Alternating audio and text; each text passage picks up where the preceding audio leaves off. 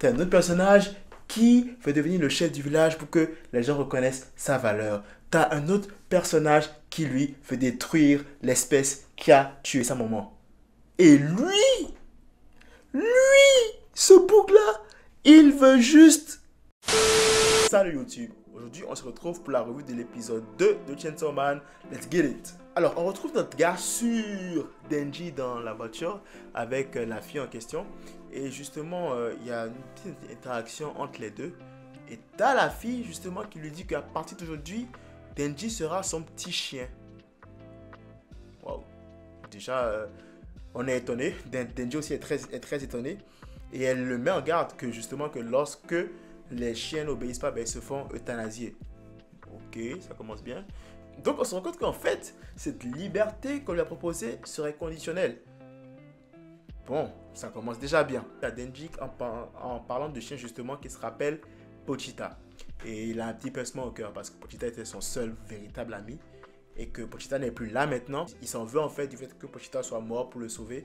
Parce qu'il estime que son existence, je pense, ne valait pas la peine d'être sauvée. Un truc comme ça. Alors, elle lui dit que la fille dit à Denji qu'il va aller manger quelque part. Il lui dit qu'il n'a pas l'argent pour manger, désolé. Elle dit non, qu'elle va payer. Déjà là, Denji est genre, what? Ok. Puis là, justement, elle lui donne sa veste et elle lui demande de porter la veste pour qu'il soit couvert un petit peu. Alors, ces genres d'actions-là ont rendu Denji amoureux de la fille directement.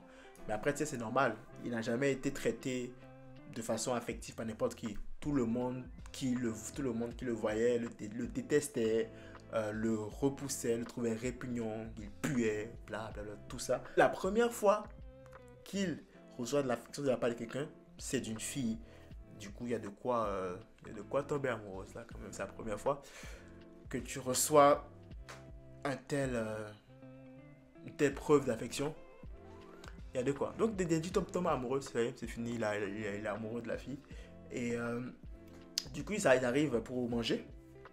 Ils arrivent pour manger. Là, tu as Denji qui s'évanouit un peu sur la personne de la fille. C'est pas fait exprès. Il a juste vraiment perdu beaucoup de sang à cause de sa transformation en Chainsaw Man. Et là, du coup, la fille lui dit que elle sait que Pochita, en fait, vit à l'intérieur de lui. Donc, Pochita n'est pas techniquement mort. J'ai pas trop compris encore pour le moment. Mais une chose c'est que les deux vivent en symbiose, Denji et Pochita. Donc Pochita permet à Denji de se transformer en Chainsaw Man. C'est ça j'ai compris. Puis forcément, hein, tu as un Denji qui se sent mal, qui se sent de plus en plus mal parce que pour lui, c'est qu'il a privé de Pochita d'une certaine vie juste par son incompétence et tout. Ils sont en train de manger du coup. Puis la fille lui donne à manger. Puis à un moment, Denji commence à boire comme un chien. Bref, il décide de se lancer là parce que la fille lui plaît, clairement. Et il lui demande à la fille quel est son type de mec.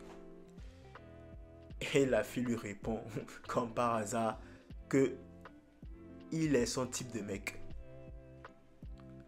Clairement, cette fille-là, c'est une manipulatrice incroyable. Je sais pas encore ce qu'elle est, mais il y a un truc avec cette fille-là. Il y a une douille quelque part. Et j'ai hâte de voir c'est quoi en fait. Du coup, elle a dit ça à Denji. Puis du coup, sur tout le chemin, Denji est blasé. Denji se fait des films. Denji a cru qu'il plaisait à la fille. Puisque la fille lui a dit que son type de gars, c'est Denji. Et bah Denji, lui, ça y est, il se fait des films. Ça y est, tout est beau. Mariage dans 3 semaines, 3 enfants, une maison, 2 chats. C'est bon, c'est parti. Ils arrivent en ville, puis elle l'amène au QG des Devil Hunters. Justement, là où elle devait aller. Puis t'as Denji dans l'ascenseur, en fait, qui se dit, ok, je vais souvent travailler avec elle. Donc, si je travaille avec elle, ça veut dire que je pourrais me rapprocher d'elle et pouvoir justement passer à l'attaque, tu vois. Grande fut la déception de Notebook quand on lui a assigné un partenaire plutôt qu'à Makima. Partenaire qui s'appelle Aki et qui apparemment est un ancien de la brigade des Devil Hunters qui semble être de confiance pour pouvoir s'occuper de Denji. Bien sûr, tu as Denji qui est réticent. Denji ne veut pas. Il veut pas et lui il préfère. Il dit qu'il veut travailler avec Makima. Et du coup, Makima utilise encore de son charme, de sa manipulation émotionnelle pour convaincre Denji de travailler avec Aki. Du coup, Aki et Denji commencent à patrouiller et tout. Et Denji pose une question à Aki. Comme quoi, est-ce que Makima est en couple? Ou un truc comme ça. Aki ne répond pas. Et Denji continue de poser la question. Puis là, Aki lui dit de le suivre quelque part. Il l'amène dans une ruelle et le tabasse. Et le tabasse comme un chien, mais incroyablement. Et il lui dit, voilà, écoute, si c'est juste à cause de Makima, là, perds pas ton temps. Ça veut dire que tu n'es pas vraiment motivé par le travail. Si tu n'as aucune motivation, tu vas te faire tuer facilement comme ça pour rien du tout. Donc, c'est pas la peine que tu perds ton temps à essayer de faire quoi que ce soit avec Makima. Dégage, je dirais à Makima que tu t'es enfui et tout, voilà.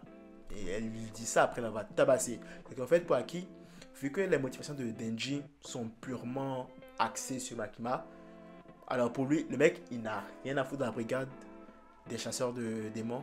Parce que pour lui, c'est clair que c'est un gars qui vaut rien et qui va mourir à la première mission. Ce qui peut être compréhensible quand tu entends justement les motivations quand tu comprends les motivations de Denji. Enfin, quand tu crois comprendre les motivations de Denji par rapport à entrer dans le QG des Devil Hunter. Vraiment, ce gars Denji, il est spécial.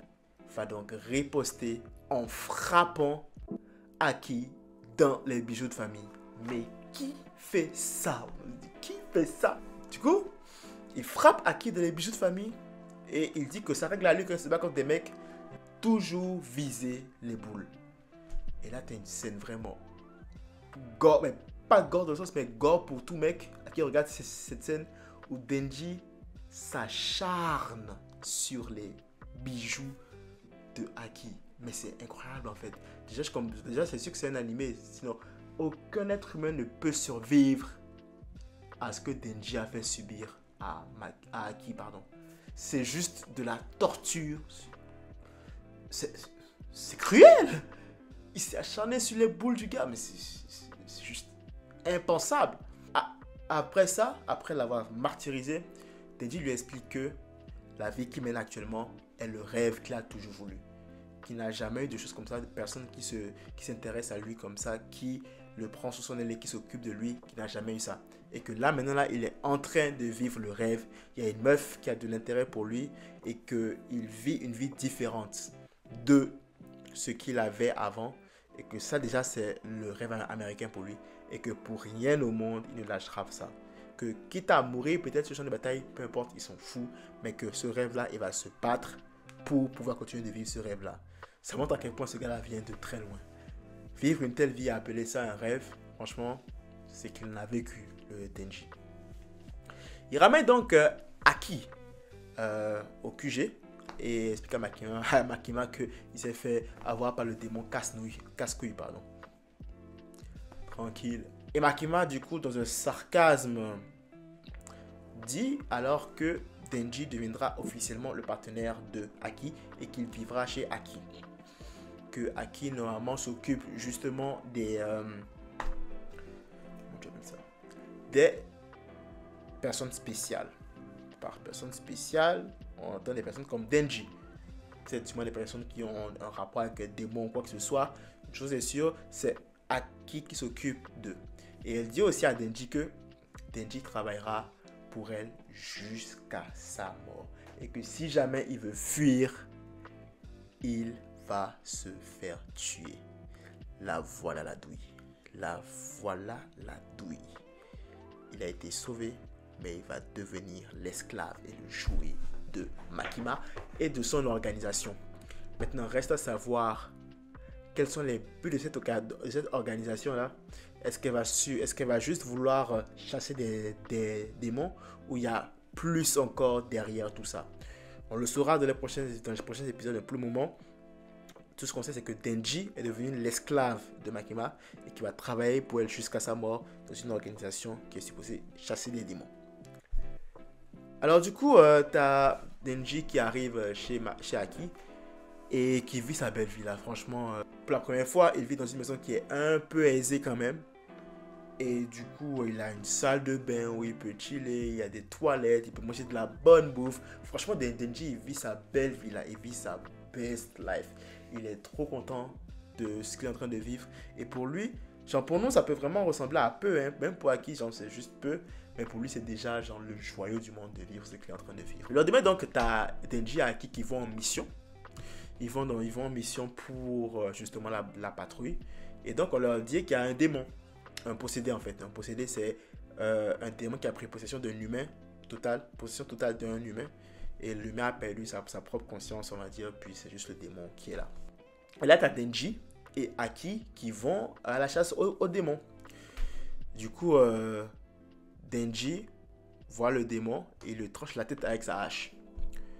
Et Aki lui demande, mais bro, pourquoi t'as pas utilisé tes pouvoirs? Pourquoi?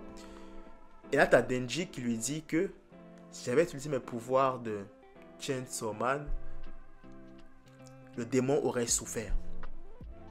Le démon aurait eu de la misère à mourir et je voulais juste faire ça rapide pour que le démon puisse ne pas souffrir pendant sa mort. Et là, t'as Aki qui semble être fou de rage, qui met un coup de pression à Denji et qui lui dit que il connaît des collègues qui sont morts à cause des démons, que lui, il déteste carrément les démons en gros et qu'il ne supporterait pas avoir une mort facile pour un démon. Il veut le faire souffrir jusqu'à la mort. Tout ça pour les nombreux collègues qu'il a perdus justement pendant ces années de chasseur de démons. Alors là, en fait, on a une certaine dualité entre la compassion de Denji d'un côté, puis la rancœur que Aki a pour les démons.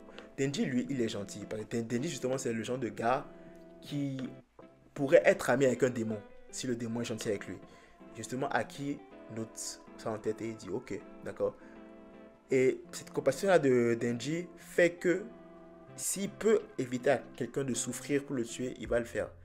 Versus Aki, lui, qui a une rancœur mais exponentielle contre les démons.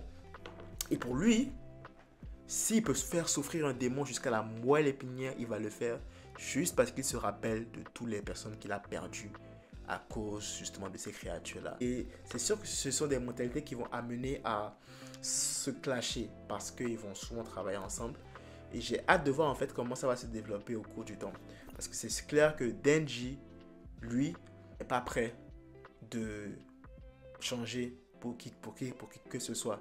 Alors que l'objectif de Aki, c'est justement d'éradiquer la ville des démons pour que plus personne n'ait à mourir et pour aussi que la mort de ses collègues précédents n'ait pas été vaine. D'ailleurs, justement, quand Aki part, t'as Denji qui ramasse le porno en mode il sort comme argument qu'il n'a pas voulu se transformer en Chainsaw Man pour ne pas justement salir les pornos et tout. Sacré mec ce gars-là. Et du coup, il se met à penser justement à ce que Aki lui parlait par rapport à l'objectif. Et du coup, il se dit, mais lui, c'est quoi son objectif? Parce que pour lui, en fait, son objectif a déjà été atteint. Son objectif principal était changer de vie. Et là, il y a une meuf qu'il côtoie. C'est même pas une meuf avec qui il sort. Il y a une meuf qu'il côtoie. Puis il a une vie décente. Pour lui, c'est bon, sa vie est accomplie. Il se dit, ok, maintenant, il me faut un nouvel objectif. Et là, il se dit, ok, quel serait mon nouvel objectif? Et ce mec-là nous sort une perle, mais mon Dieu, il dit que son objectif maintenant est de toucher des nichons. Sérieusement, mec? Ce mec, il abuse, mais il abuse le last, c'est pas possible. T'as un personnage principal qui, lui, veut venger sa famille parce qu'elle a été tuée par des démons. T'as un autre personnage principal qui, lui, veut trouver un trésor à l'autre bout du monde parce que c'est son rêve et qu'il a envie de le faire. T'as un autre personnage qui veut devenir le chef du village pour que les gens reconnaissent sa valeur. T'as un autre personnage qui, lui, veut détruire l'espèce qui a tué sa maman. Et lui, ce bouc-là, il veut juste... Bref, il va voir Makima, justement, et Denji se fait annoncer qu'il aura une nouvelle partenaire qui s'appelle Power. En gros, Power aussi est dans l'équipe de Aki, et Power, en fait, est une possédée, mais qui a gardé sa conscience. En gros, elle est consciente, mais là, les pouvoirs de démon en elle. Donc, du coup, elle sera la partenaire de Denji. On remarque qu'il y a une certaine, justement, réticence par rapport à l'utilisation de possédés, qu'ils soient conscients ou non, pour leur mission. Parce qu'on remarque justement que quand Denji se promène avec Power et que la police les croise, la police veut les interpeller, mais Denji montre juste l'insigne, puis tu vois la police qui se recule en crochant un peu, en croyant un peu. Ça veut dire qu'ils n'ont pas le droit de faire ce qu'ils sont en train de faire, mais Akima et sa division ont, je pense, un pouvoir qui leur permet d'outrepasser un peu toutes les législations. Du coup, tu as Denji qui n'a un peu plus de power, qui casse les bijoux à Denji. Et là, il y a un appel au monstre qui apparaît. Et là, tu as Power qui tape un sprint de malade et qui va justement pour tuer le monstre. Et on découvre le pouvoir de Power. Apparemment, elle utilise son sang pour créer une arme. Est-ce que c'est une arme qu'elle crée ou bien elle crée plusieurs autres choses? Est-ce que son sang, c'est un pouvoir de matérialisation? On ne sait pas, mais une chose est sûre, c'est que d'un coup de massue, elle détruit le monstre. Et l'épisode se termine sur une Power qui jubile d'avoir enfin tué un monstre. Power, en fait, c'est un personnage qui sera vraiment très intéressant, je pense, parce qu'à cause de son caractère, puis à cause de sa soif de tuer des démons. Est-ce que cette soif-là de tuer des démons ne va pas faire qu'à un moment donné, elle va juste péter un câble et perdre le contrôle, ou c'est correct comme ça? Sinon, en gros, l'épisode était vraiment bien. Il n'y a vraiment pas eu beaucoup d'action. Je pense que c'était encore pour nous présenter un peu le personnage de Denji, pour qu'on s'y attache un peu. Et ben, cet épisode-là nous a montré que Denji était un sacré drôle de petit con qui n'a aucune idée de c'est quoi la vie et qui, pour lui, maintenant la vie c'est vivre au jour le jour et toucher des nichons. Ce qui est cool parce que d'une manière ou d'une autre, ça nous attache un peu au personnage. C'est juste que c'est quand même hilarant en vrai. Du coup, on attend le prochain épisode, l'épisode 3. Et j'espère qu'il y aura quand même un petit peu plus d'action parce que je pense qu'on nous a déjà assez montré l'univers et qu'on nous a déjà assez présenté Denji. Donc je m'attends à ce qu'il y ait quand même un petit peu plus d'action et un peu plus d'évolution dans l'histoire. Parce qu'on s'entend que là, ok, on connaît Denji, on sait qu'il veut toucher des nichons. Mais c'est quoi l'histoire de tout ça? Pourquoi on nous fait voir Chainsaw Man? C'est quoi l'histoire en fait? Qu'est-ce que l'homme tronçonneuse va avoir comme aventure? Donc j'aimerais que l'épisode 3 quand même nous apporte quelques réponses à ces questions. Puis d'ici là, on se retrouve la semaine prochaine pour la revue de l'épisode 3. Que la force vous accompagne.